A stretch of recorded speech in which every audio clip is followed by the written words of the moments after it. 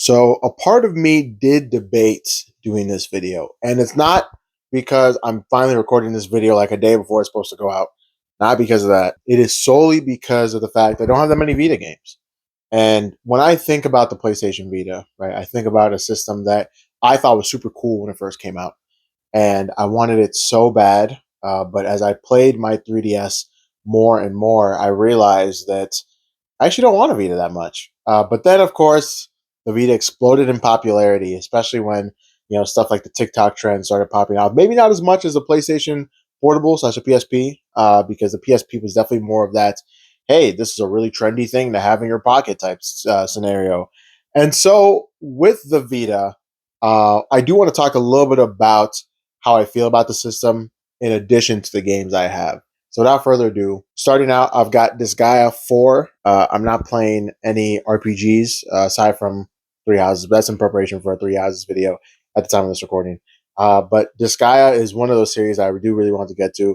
It's not the first time I've talked about Disgaea on this channel. It's not the first time I've talked about Disgaea in this series of videos, but I do want to get to Disgaea games eventually. Next up, I've got Danganronpa, Trigger Happy Havoc. Now, I'm not really a visual novel person, but I have friends that love Danganronpa. My little sister loves Danganronpa. So I got this kind of as a thing where it's like, all right, this is one of those games that are super popular on the Vita.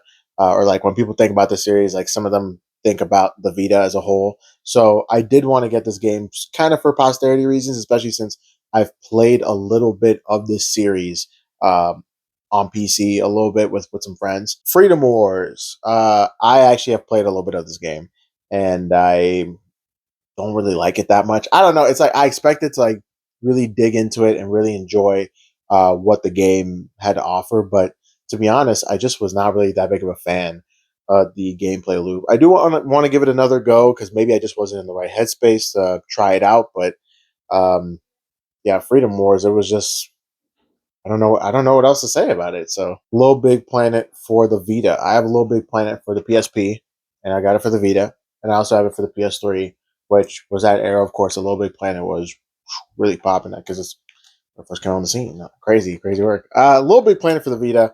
I know Little Big Planet is one of those games that like really shines in terms of its community. So I don't think the servers are still up for some of these games. Correct me if I'm wrong in the comments below if we got some LBP truthers. But Little Big Planet for the Vita is one of those games where I'm like, when I get to it, I get to it, right? I've played, Astrobot, and I love Astrobot so much. And people have told me Little Big Planet and Sackboy as a character is basically Astrobot before Astrobot. So I'm excited to eventually try out a Little Big Planet game. It just may not be this one. Minecraft for the PlayStation Vita. Now, as you can see, this is actually a Japanese copy of Minecraft for the Vita. And I've already played Minecraft a ton. Who hasn't played Minecraft? But I like Minecraft on handhelds a lot. So Minecraft for the Switch is probably like my second preferred version of Minecraft. I had to choose a version away from PC for some reason. Minecraft on the Switch. Well, also aside from like Minecraft for the 360, that's like purely for nostalgic reasons. But Minecraft for the Vita, I don't even know if I can play this game. Well, actually, no. I have a Japanese and an American Vita, so I can play this game if I wanted to. And it's Minecraft. I don't really need a lot of the subtext or the text to play the game. So maybe I'll try this version out and like actually like give like a little shorts, YouTube shorts review on the game. Next up, I've got Mod Nation Racers. I've not played this game. Mod Nation Racers Road Trip. Sorry, my bad.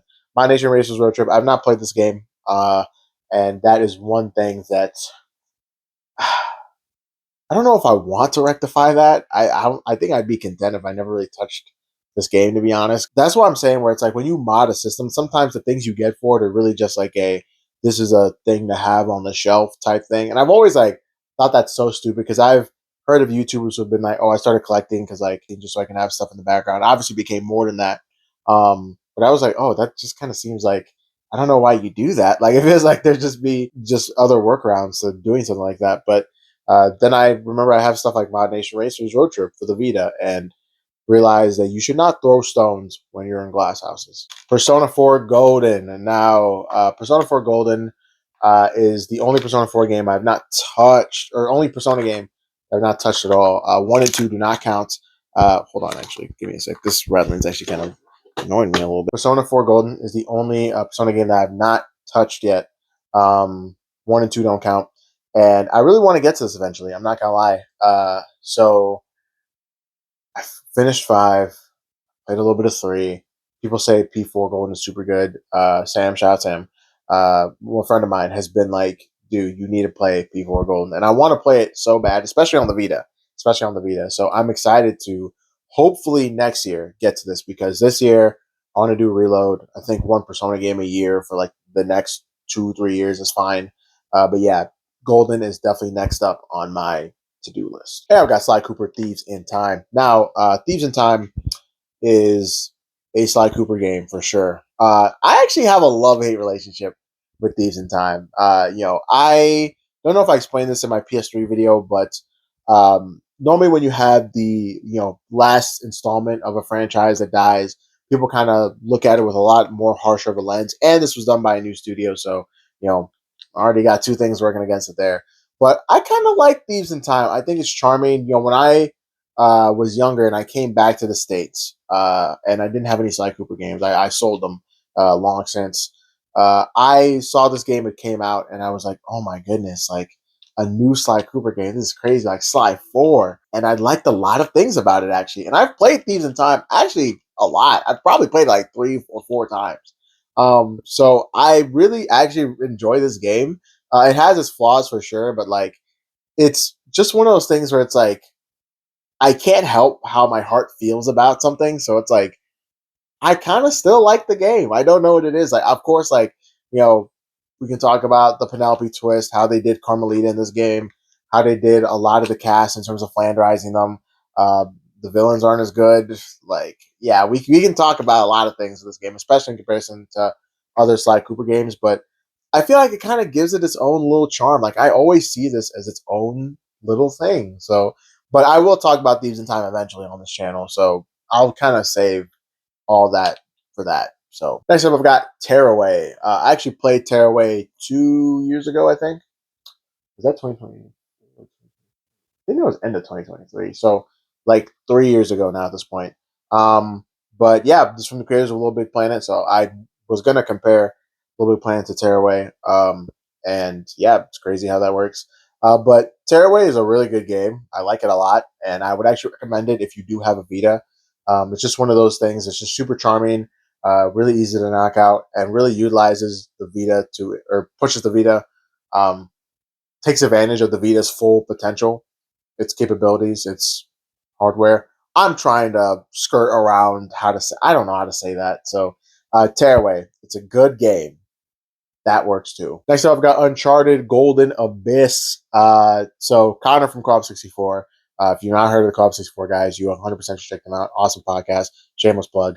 But not shameless because it's not mine. So, but anyway, Connor, one of the hosts, loves Uncharted Golden Abyss. And I really want to get to it because I love the Uncharted series. I've always looked at this game though, before he started vouching for it as like, oh, this kind of one of those like, like if there was a direct to DVD equivalent to like gaming, it would kind of be like this is a handheld only version of the console game you love.